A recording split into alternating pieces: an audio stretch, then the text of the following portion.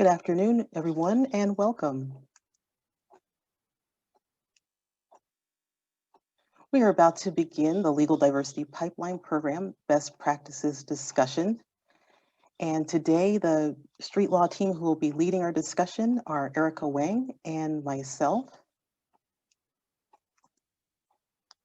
Welcome, everyone. If you have an opportunity, please introduce yourselves using the chat function. Tell us the name of your organization or your affiliation and where you are joining us from. It's a beautiful, chilly day here in Washington and also a peaceful one on Inauguration Day. For those of you whom I do not know well, I am Joy Dingle, the Director of Legal Diversity Pipeline Programs, and I welcome all of you, whether you are new to us or continuing. If you need more information about street law and all of its various programs and resources, please visit our website at streetlaw.org. And you are welcome to follow up with me after today's presentation to ask any additional questions which may be specific to your site or your situation. My email is jdingle@streetlaw.org. On today's agenda, we hope that this will be very interesting and relevant for you. First, we will have a resources demonstration, and Erica Wang will lead that and show you some helpful tools. And following that, we will have a discussion of some of the fall pipeline experiences, and you will hear from some of our participants. They will share their insights. And just as important, we will be taking questions from the audience so you can follow up and ask those burning questions that will lead you to success during the spring semester and beyond. To participate in today's webinar, you may use the chat function to raise any technical questions. In that case, you want to click on the tab that says Panelists and submit your question, and one of our staff will do our best to assist you. To ask general questions of any of today's speakers, please be sure you're clicking on the Panelists and Participants tab. That way, everyone on the panel will have an opportunity to see your question and respond accordingly. Today's webinar is being recorded, and about 24 to 48 hours after today's presentation, you will receive a copy of this recording and also some relevant handouts. So joining us today, after Erica's presentation, are our guest speakers, Ms. Lynette Russo, who is a partner teacher at Mount Vernon High School in Alexandria, Virginia. Also, Ms. Terry Freeman, who is a volunteer with BASF in Florham Park, New Jersey. And with that, I am going to stop sharing, and I am going to turn things over to my colleague, Erica Wang. Thanks, Joy.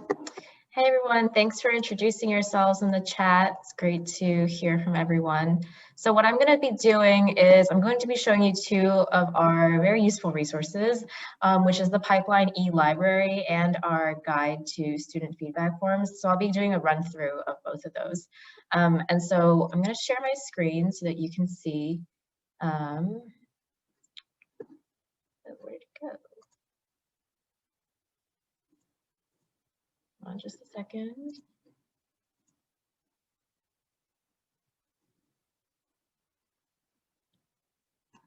For some reason it's not. Oh, okay, there it is. Can you see my screen? Okay, so I think first what would be useful is demonstrating how to get to the Pipeline e-library. So if you don't know what the Pipeline e-library is, it's our wonderful collection online database of every single lesson and workshop that you can use in your Pipeline program. So to get to it, you'll go to our website, streetlaw.org. You'll hover your cursor over the resources tab right here, and then you're just gonna go to Pipeline e-library. So if you do not have an account, you can actually request access for an account. Right here, you just click right here and it'll take us to the JOT form that will give us all the details we need to verify that you are a participant, a volunteer, a partner teacher, or whoever needs access to our Pipeline e-library. And so, I'm just gonna go back right here. So once you log in, you will be able to see our pipeline e-library. Once it lets me log in. Yeah, so once you've logged in, you can continue to electronic library for legal diversity pipeline programs. And then right here, we just have all of our different categories relating to the pipeline program. So the one you'll want to access to find the lessons is teaching materials and strategies. So we have our updated virtual materials that we just recently added like 2 weeks ago, maybe just last week actually. So you'll click on it and you'll find at the very top this link, virtual lessons, workshops, and resources, and it'll take you right down to the ones we have available. So just a disclaimer, we do not have all of these lessons listed here as virtual lessons. We have a selection of virtual lessons available. So everything you see under this heading right here is what we have available for virtual lessons. Okay, and so at the bottom here, you'll see additional virtual resources. And right here, you'll just see a guide to student feedback forms. So the guide to student feedback forms just lets you know how you can actually create a student feedback form template and how you can access it. So we've created a student feedback form template so that you can use it and send feedback back to us in a virtual format. So the way that you get to it is, and it's in this little guide as well, you'll use the link, this one right here, and I'll just copy and paste it in the chat. I'll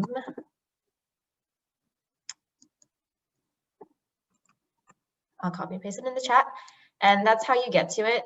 You'll click on Use Template, and it'll directly take you to the jot form.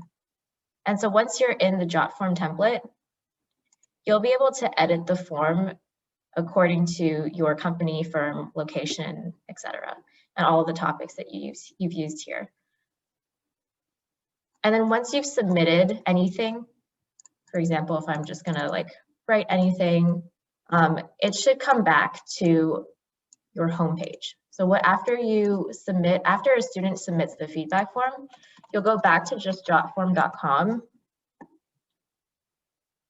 and then you'll see that you'll have a submission here. You'll click on Data, Submissions, and then if you have any submissions, they will all populate right here. And then when you want to export them, you'll download them as an Excel spreadsheet or as a PDF, and it'll send directly to your email or download directly to your computer. And then after that, you can send them to us so that we can compile and analyze the feedback for you. Or you can just compile it yourself, but we always like to know what's happening with each site, because sometimes the students have a lot of interesting things to say. When we had in-person programs, they always had a lot of things to say about lunch. Sometimes they had things to say about the volunteers' demeanor. Sometimes they were really inspired, but you can always find a lot of useful information that you might just not gauge from just interacting with the students. So it's really important that we receive your feedback and that you're able to share this feedback in a virtual and simple format for the students. Okay, and that is pretty much it. I'm trying to figure out how to stop share. Okay. All right, so that is the demonstration of our pipeline resources. Does anyone have any questions regarding it?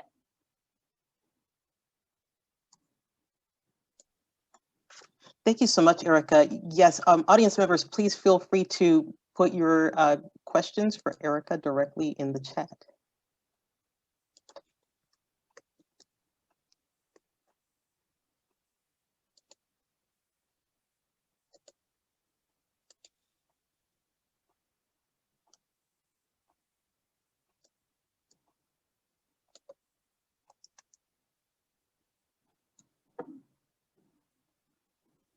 While you're doing that, I am adding a couple of other relevant links that may be of interest for you to look at another time. One is the link for the pipeline kickoff that we had in September. So if you weren't able to join us for that, you're welcome to look at that at your leisure. We talked about the changes about the virtual programming and also how lessons look and what the program structure is. And then we also included the relevant documents. So if you want to see the slides and reference those at any point, those are available to you.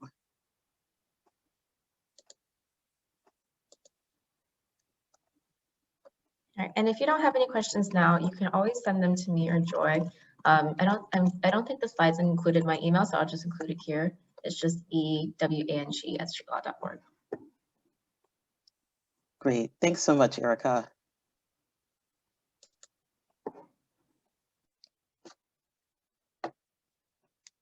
And then another resource that I also added to the chat is a student-facing flyer.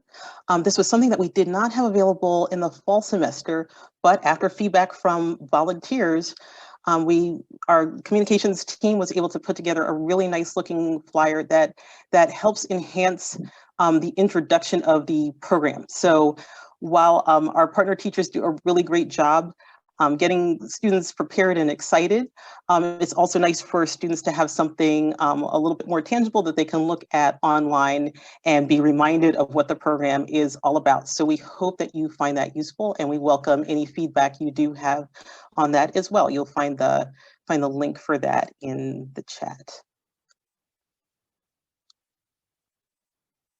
So I'm really pleased to welcome our volunteers for today. We're really grateful that a number of members from our pipeline community are able to join us today and talk about their experiences with the pipeline program. And so I am going to turn things over to them in just a moment. Let me flip there we are.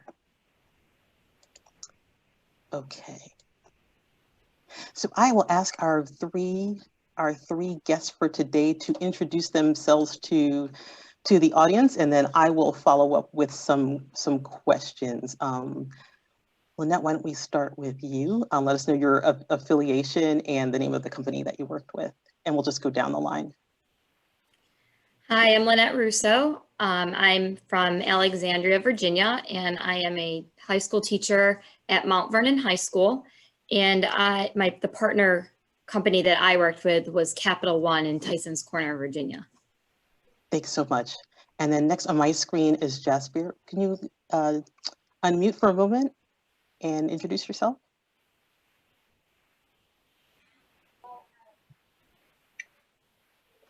Hi, I'm Jasper Kalsa. I'm a principal corporate counsel at Microsoft. I'm based in California. Great, thank you so much. And last but not least is Terry. Hi, I'm Terry Freeman, and I am Senior Corporate Employment Counsel at BASF in Florham Park, New Jersey. Wonderful. Well, thanks again to all of you for being here today. Lynette, I will start with you. You are a veteran teacher, but obviously this past school year, or this ongoing school year, is unlike any other that any of us have seen before. And so very bravely, you started implementing the program with Capital One, a really outstanding team. We had a pleasure meeting your students. I would love to hear some of your thoughts on how technology has impacted your classroom, and specifically some of the tools and tips that were useful in connecting with your students during the pipeline program. Thanks, Joy. Well, that is an understatement. I've been teaching for 22 years. This is my 23rd year teaching. And this is definitely a school year like no other. We actually went virtual back in March, and we've been virtual since. We haven't had any in-person since March. So just a lot of learning about the new technology. I think some of the, I think motivation probably is the biggest challenge that I face. And get kids who don't turn their mics on and don't turn their screens on to try to get them involved and participating and engaged in what we're doing. So that's been quite a challenge, but there are some tools that my school district has purchased to help us with that. And one of them is an add-on to Google Slides, which is called Pear Deck, where the students, because they're also in the era where they like to chat instead of actually talking in person. So that really was mainly how the lawyers, chatted with my kids, and it was very quiet, right? And they had to be patient and just sort of understanding, but that was the best way to get them engaged. So that's sort of what we figured out. And then we could also break them up into breakout groups and break them up into smaller groups. And that was a good tool for us to get the students engaged. And then we could each individually take small groups of kids and work with them. So it worked out that way. Great, thank you. Yeah, one of the common questions from volunteers and from site leaders who are about to launch the program in the spring is, are students really talking and what are they doing? And your comment about students really liking to utilize whatever sort of chat function may be available to them is highly relevant. We got a lot of questions about that, and in all the programs I observed, there definitely a lot of variation in style and also the tools that were available to students, but a lot of them did like the idea of chatting. However, they still needed to speak up at a point, and you were very successful with your group, as were the other volunteers who are joining us today, in getting students to speak up. Lynette, something that was especially interesting in your program is that you actually gave some leadership roles to students, because in some of the small group work, they obviously had assistance from legal professionals who were serving as coaches, but students did have to actually share their screens. They had to take notes, and they had to be an active part of the conversation. So how did you set up those expectations for your students as the program was rolling out? The leadership role expectation is just something I had set up in my classroom as a classroom management tool anyway, so that once they went into the group, they didn't just kind of sit there and not do anything. Somebody had to share the screen, and somebody had to be the facilitator, and somebody had to be the note taker. And so I just kind of set up those roles anyway. So even in my normal class, I have that set up. So it just sort of, by the time in November, when they worked with the lawyers, they already knew, and that expectation was already set there. And then the other one, what was the other question about the expectations? What was the second part of that question? Sorry. Yeah. So you answered part of it. It was just the expectations for how actively involved students would be in their own learning. Yeah, and I think that having them reflect and write, and the expectation, doesn't work all the time, but online, at least in person, it works a little bit better. But just sort of that expectation that you have to write this down to reflect was helpful to get them engaged. Yeah, that was a really great tool, and it was great to see that there was participation across the board, even from students who are probably a little bit more shy or not likely to speak up, but they knew at some point, that opportunity would come to them, and they were expected to do the very best that they could with the material, and they really did. They rose to the occasion. Yeah, and and the thing that I don't necessarily force them to turn their mics on is because what I found out is that when they do turn their mics on, there's a lot going on in their homes in the background, and so it is. That's actually a legitimate thing. It's not just. It is quite a legitimate thing with the population that I work with, and it's very distracting. So it's not just distracting for all of us, because you've got a lot going on, you can't really hear what they're saying, but it's also distracting for them. So if they are in their own space and they're just kind of typing, and they can kind of make their own space for themselves like that. So I found that was successful, and it's definitely a different atmosphere than if they were in person. Because in person I can control that, but I can't control that online. So, I do, I've been doing the best that I can with, to try to get them engaged and sort of like in their own space where they can focus and they can concentrate. Great. Yes, and thank you so much for bringing up that example. We know that the pandemic specifically has really exacerbated some of the social inequities that are present in our society, and sadly that's reflected in some students' daily experiences. So having some of those protections in place while still expecting them to participate would really seem to strike a very positive balance. We weren't leaving students out in any way, but we were also acknowledging that for some of their circumstances were challenging, or something that they might not want to share publicly. So, as an experienced teacher, you did an especially great job at balancing that. Well, thank you so much. I'm sure we will come back to you, because probably many in our audience have some questions for you specifically from the teacher perspective. Thank you. I also want to open things up to both of our legal professionals who are joining us today, who joined us in the role as volunteers for the program. And dedicated their time and expertise to support students. So already we've talked a little bit about some of the challenges with technology, and also just in supporting students in an environment that they may not be, or that none of us honestly are very accustomed to, although we're all getting used to it now because this is the way learning and work goes. But let me come to both of you, and either of you can answer answer or respond to these questions. It's one thing that I noticed with our successful sites, and there were many successful sites last fall, is that communication amongst the volunteers, getting prepared in advance and also collaborating well with the partner teacher, made a huge difference. It always does in these types of programs, but especially in cyberspace, when we don't have an opportunity to be face to face, it was pretty clear that both of your teams did a really great job in terms of internal communication and figuring out who would handle which role. And who would take the lead on taking certain parts of the lesson, or sharing a slide, whatever the case may be. So I would love to hear from you about your experiences, what you thought was especially useful in terms of communication and teamwork. I guess I'll go first. For one thing I will say about this whole experience, and my mom was an educator, I have a whole new extreme level of respect for teachers. I don't know how you guys are doing it. God bless you. But yeah, Joy, I do think that the collaboration was really important.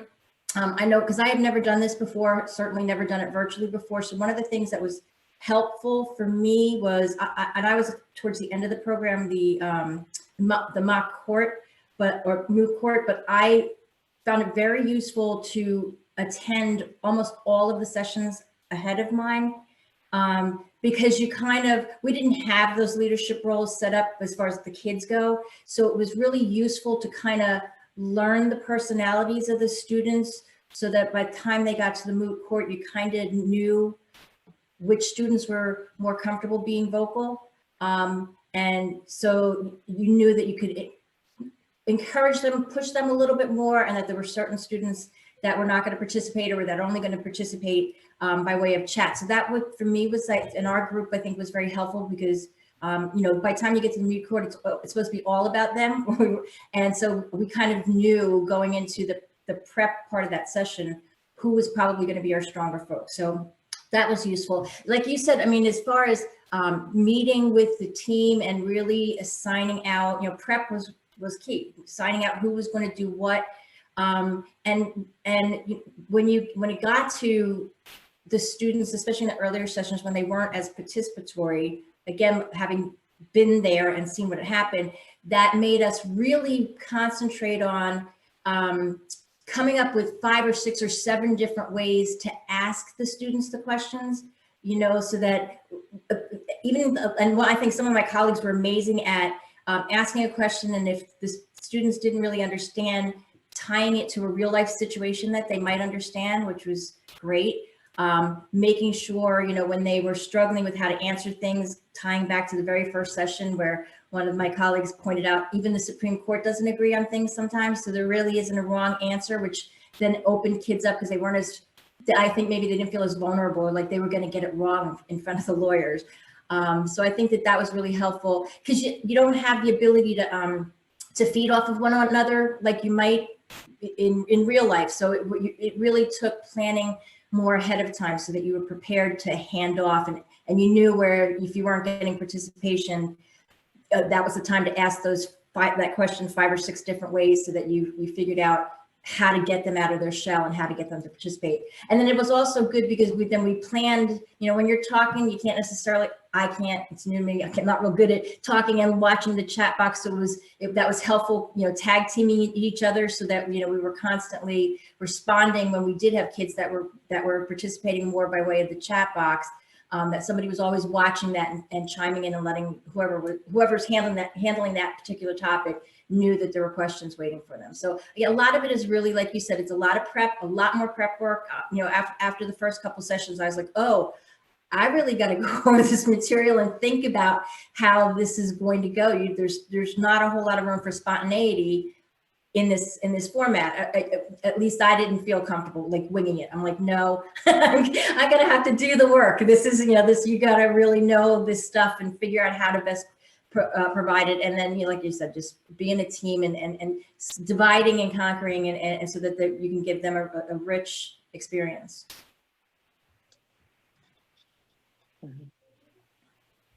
Jasper, what did you want to add to that?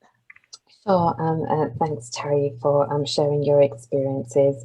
First of all, I want to say that the street law material made this really easy for all the lawyers, just given the current circumstances that we are under. Having a lesson plan that we could align with just meant that there was some cohesive communication, and there was going to be some consistency in what was presented. So I want to thank street law for that. There were some logistics that made this challenging, but I don't think that is, it's just the way the current circumstances were. For me, I've got two kids. One's 9 and he just turned 10. One's 4 now. So the class was at 8 o'clock in the morning. And when I signed up as a volunteer, I wasn't aware that would be the timing. And that made it a little bit of a challenge because my 4-year-old's our school class starts at 8 o'clock, and my 9-year-old's elementary school starts online at 8:30. So there was a lot of juggling in the morning to try and get online. But we were doing tag teaming with my captain. So sometimes she would kick the meeting off, and I would sort of click through the slides, and I'd monitor the chat. It was great that we had access to the chat in the classroom, because kids that were shy, that were posting in the chat, we could see that chat, and we could perhaps take their comment and have them elaborate on that, and they didn't feel as if they were being called on. It was just a way that they could engage in the conversation, or we could at least say, hey, this is a great comment, and sort of give feedback on the chat as well.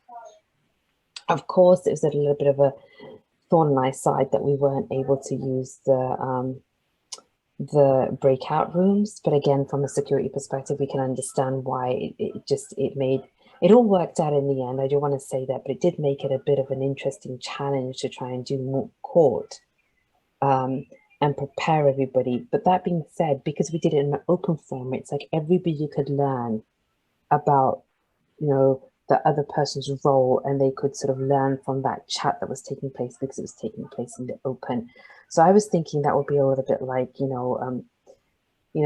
are in a corner and everybody gets to sort of see how they're, processing things and seeing things. So everyone is learning vicariously. The other thing that I would like to add is that I think that it sort of empowered people to sort of think about a career in law. At least that's the way I would like to walk away and think about it.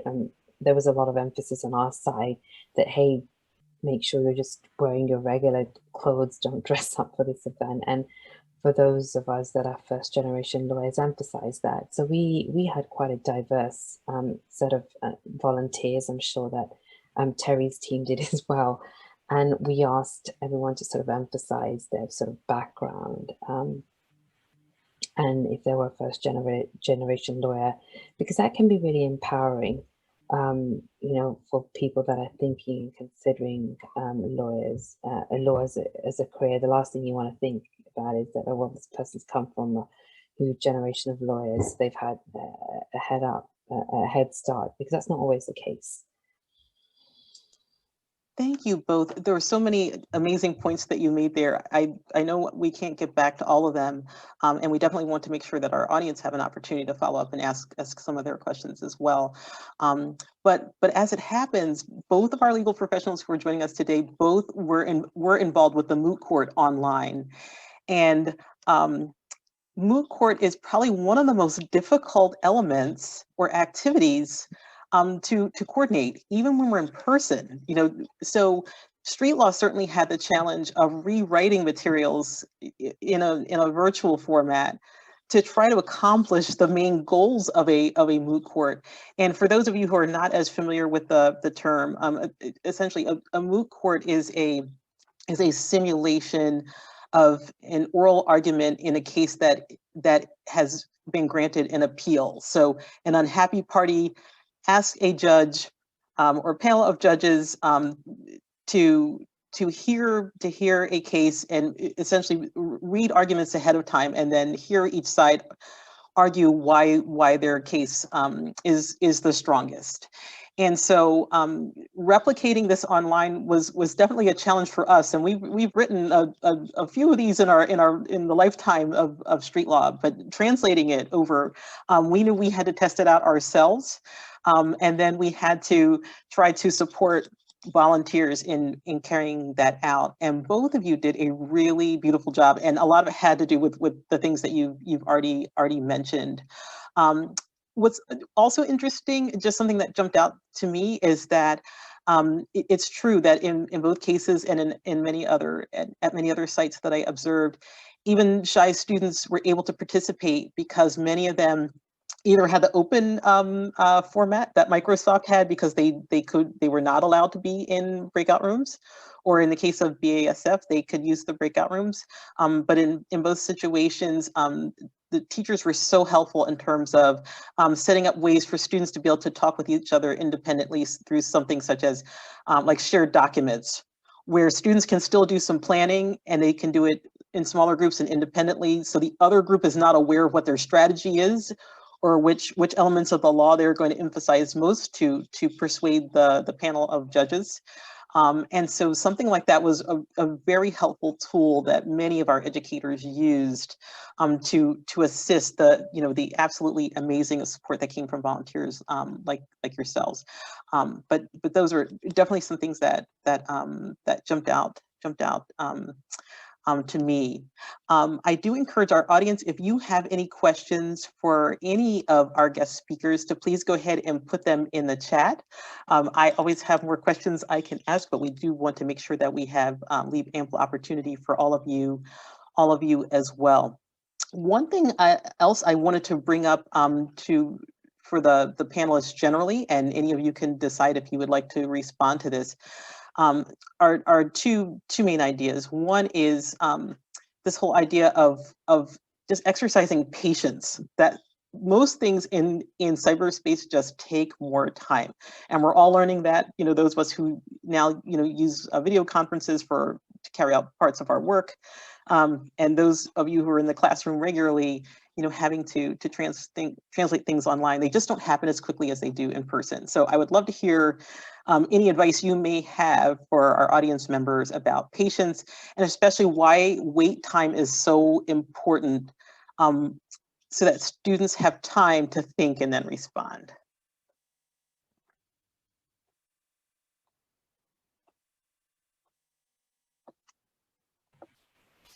I can speak to that a little bit because I know that I think in particular in our initial meeting, but then I think also, Joy, I remember getting an email from you, I believe it was you, right after the very first session.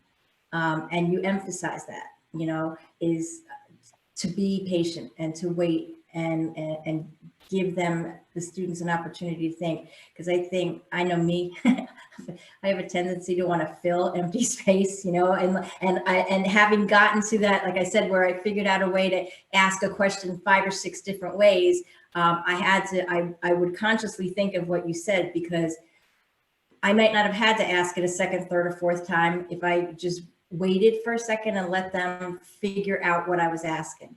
So it was a really, really good tip that you gave us about that, because I think I would have been very anxious and assumed that they weren't going to answer me or they didn't understand the question. It's like, no, they just needed a little bit more time to process what I asked and then how they wanted to respond. And that's particularly true because I know we had a large number of the participants in our group, English was the second language. So, you know, there's that factor in it as well, that they have to, it just takes a little bit longer for them to respond. So again, that was a great tool. And I will say, I would never have known from all the materials, I have to repeat what you said, from the materials or how well the Moot Court went, that you guys had any struggle, because you made it so easy. Despite being virtual, you made it very easy for us to facilitate that. So I applaud you guys for the materials and the setup and all the work that you put into it. I would just underline how important it is to sort of have that gap and allow people to process what you're saying. I mean, for us in the area of practicing law, it's sort of second nature to have a response. But for these kids, they were just trying to really fully understand some of the issues, what was being asked of them, and they needed that time to sort of process and then also think about how they're going to articulate their thoughts. Something else that we also did when we felt like there was some genuine, you know, areas where people were struggling with a response, is that we would try to sort of guide them to the answer. Like the breadcrumbs, you know, how have you thought about it like this? Monitor the chat and say, you know, we've got someone saying this, and then sort of lead them. And when we felt like there was anything that we could add to the extent there was a gap, we would sort of summarize, you know, this is what's been shared with us, and, you know, this is how it would work. And, you know, just to add to that, some of the other things you may want to consider are perhaps ABC. But it was great to sort of, it felt like we were just really nurturing the brains of these high schoolers and helping sort of give them some kind of, you know, having them wet their feet in the area of practicing law. And wait time's not really anything new to a teacher. I mean, when I first started teaching, I think that I was where everybody else is, like, it's uncomfortable, etc. But if you really understand and think about, you know, just sort of the brain, they look like they're adults, but their brains are not adults. And they really need to just process, because a lot of them don't know how to take risks. They're not used to taking risks. They're not used to being asked to take risks. And when I say risks, I mean like give an answer where it's okay to be wrong, right? Like they don't want to be wrong because they've sort of always been trained to be, that's the correct answer, that right? They can't wrap their mind around, oh, I just have to, like, there's multiple answers. I just have to prove it with evidence, right? And that's sort of the skill I think that we teach them through things like moot courts and, you know, some of the other activities that street law.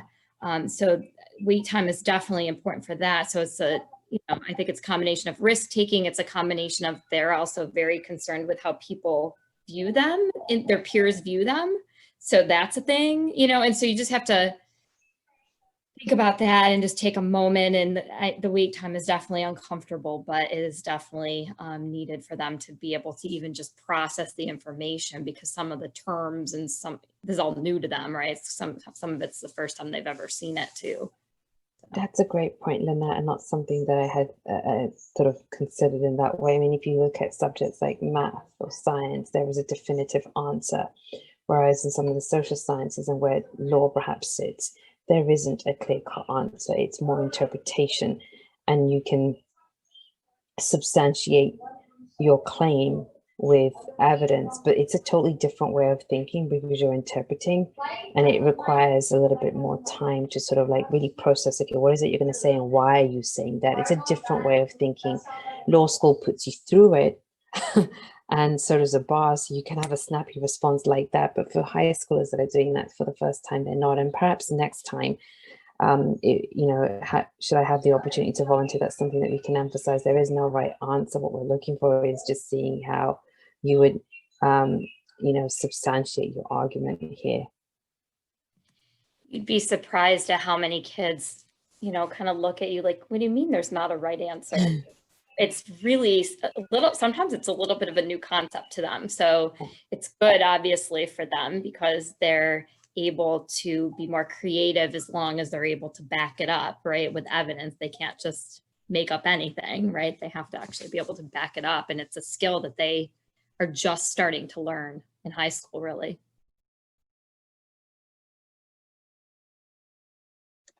Thank you, everybody. This is terrific. We have a follow-up question. Are there, and this is for our legal professionals, are there things that you or the other volunteers in your group found particularly surprising or interesting about your interaction with the students?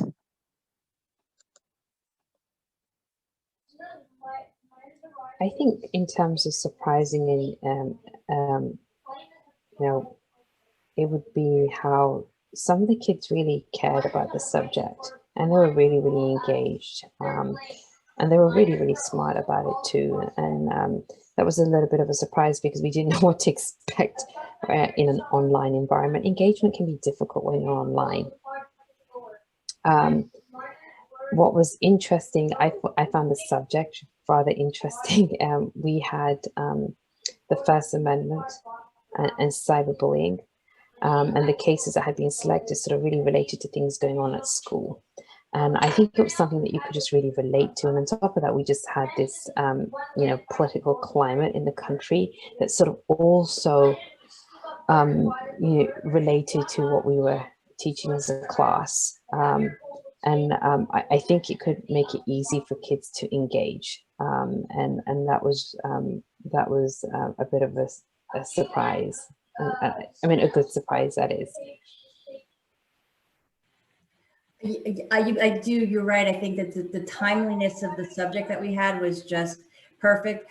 The one anecdote that I was just really pleasantly surprised. You know, if you've been, you know, in an oral argument, you know, you're used to, as a lawyer, you've got a lawyer or a judge hammering questions at you. And like you said, we don't have the luxury of taking the time to think about our answer. And so one of our tasks was, if the kids, as they were making arguments, we were supposed to, if our judges were not asking questions, we were supposed to ask questions. And I had all these questions lined up. And one of the really interesting moments for me is, and I don't remember exactly what the argument was, but one of the students made an argument and I was like, I don't have a follow-up question. I had to think about what my next question was because their argument was just so unique and it wasn't an angle I had ever thought of. And I was just like, wow, he just schooled the lawyer. And it was just a really special and surprising moment. And that's one of the highlights from the whole process that I took away. It was great. It was awesome. Yeah, thank you both.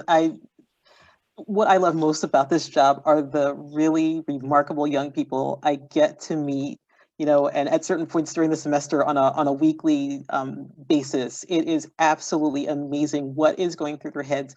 And I think for those who have been worried about, you know, just having this first online experience, this is all the more reason to keep your expectations high, to be supportive, you know, and to listen and to guide students wherever necessary, but they are ready to take this and run with it. So thank you both. We have another question. And this comes from one of the educators on the line. The question is, who hosted the remote sessions? The law firm or the teacher? We're using Zoom and I'm not sure how easy it is for me to make people hosts who are outside of our Zoom license. Yeah, okay, good question. I can just talk about the licensing part, but then I'm going to have our volunteers who had this experience on the ground talk about this. You know, whatever the licensing is at your school, or, you know, however your school has purchased this particular platform, you know, that's going to guide, you know, what the, you know, who you can give access to and for how long, et cetera. But beyond that, I think you'll hear as our volunteers and teacher follow up, is that a lot of it does have to do with some of that planning ahead of time and deciding which roles are just best suited for whichever person. And you've already heard them mention some of the tag teaming. So please, to our panelists, go ahead and dive right in. Yeah, I mean, the school was using Zoom, and so that's what we used. We had asked all of our volunteers to sort of go in and access the link early on, so that they could, if they needed to download Zoom, if they need to do anything, they were prepared for when class started. From the tech side, their issues were resolved from a tech perspective. In terms of ease of use, the teacher was the host, and the teacher made the captain, and we had two captains, so we were made co-hosts, and that meant that I could project slides, or my co-captain could project slides, and we could as I've sort of mentioned earlier, we couldn't do the breakout rooms for the security reasons, which was a little bit of a bummer, but it's something that we worked around, and that's the only thing that we couldn't control. And to give the background noise on my side, that's remote school. Yeah, same thing. I mean, we don't use Zoom, but we use Blackboard Collaborate, and that's the platform that we could use that was the only platform that the kids could use. So we are able to invite guests. And so that's what we did. And I was also able to make the volunteers presenters so that they could share their screen if they wanted to. But really, the one of the issues that we had is that in order to share a document or see a document, like anybody outside of my school system cannot see it. So that actually, it was one of the reasons why I made the students have the leadership role, because they were the ones that once they got into their breakout groups, they could share their screens, because I couldn't get the volunteers unless I saved it as like a Word document that was outside of the Google, because our Google is closed to just people within Fairfax County. So that was a little bit of the challenge, but it ended up working because the kids were able to put what they were typing in their documents or whatever it was that they were sharing. They were able to do that on the screen themselves. And then the volunteers could see that and what they were working on. And we did Zoom. Our teacher was the mastermind behind all of the Zoom, and we were actually able to use the breakout room. So that was helpful, because we actually did breakouts in like most of our sessions, just as another means of getting kids to participate more. They tended to speak up a little bit more when they were in smaller groups. Yeah, thanks. I was thinking that BASF may have used WebEx as well. Because I think one of the team captains was also like really conversant in that area, so everybody started deferring to her. They just said, "You set it up," and she did a really good job with that. So it's when you think about the team, this is why tag teaming is great. If you have someone in your group who's really strong in that area, let them work with the partner teacher and take the lead. And there's no wrong or right way to do this. For perfectly valid reasons, school districts have certain limitations in place, but don't feel that those limitations will keep you from having a successful program. It's really more about brainstorming and thinking about what's realistic, what's easy to apply, and how do you still allow students to have a voice. And ultimately, all of the students in all of your programs ended up having a voice, and they were listening quite carefully and following, even when you didn't always hear them speak. So that's a really great question and a great point that you all are making. Great. Well, in our remaining time, if anyone else in the audience has questions, please feel free to add them to the Q&A or to the chat. And then I will just ask our panelists in about like a 30-second sort of elevator speech, if there are just any closing thoughts or any last pieces of advice that you might want to share. And you may take it in any order whenever you're ready. My closing thought would be that had it not been for the pandemic, I mean, we read so many negative things about the pandemic, but had it not been for the pandemic, I would not have had an opportunity to participate. That's because I'm based in California. So I wouldn't have been traveling to Everett every week to do this. So I'm actually quite grateful that I got to do that. And I realized, and it was because of COVID. Yeah, and we are too. It was a pleasure working with you and all of your teammates. And we did notice that a lot of companies and law firms started to bring in colleagues from other locations, and that was definitely a benefit. And anyone else? I'm excited to, once we go back in person, to continue on with this. I think it went well online, and but I got a taste of a little bit of it last year before it was abruptly canceled as well. So I'm kind of just looking forward to bringing the kids to the location and doing the whole program and seeing how it was. But I still think that it was pretty beneficial either way, and happy to be involved in sort of giving my students some of this experience to maybe go down that road and become a lawyer and go into that field. Yeah, thank you. We also enjoyed being a part of your classroom and meeting everyone. I would like to try this again in real time and face to face, because I think it would be a neat study to see how different it is. But just overall, it was a really rewarding experience. I liked, like I said, attending all the sessions and just really seeing how the whole process played out. And frankly, I think I learned as much, if not more, than the students did. So it was a really rewarding experience. I'm glad I did it. Thank you. And again, just the positive energy and the open-mindedness that you brought made all the difference. And you and your colleagues were absolutely terrific. Great. Well, we're getting a note of thanks for our panelists, and I certainly want to second that. Thank you also to our audience for your outstanding questions. I am going to first and foremost thank everyone who participated today. As we know, fall was the rollout for this virtual experience. So thank you for trusting in street law and in its materials, but also for bringing your time and expertise and passion.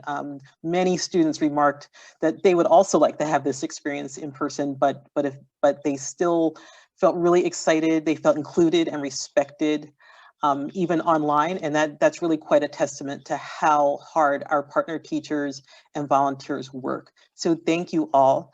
I am just going to share a few more tidbits with everyone before we sign off, and give you a way to also to keep in touch with us. Oh, my apologies. Let me make sure I have the right screen for you. Okay.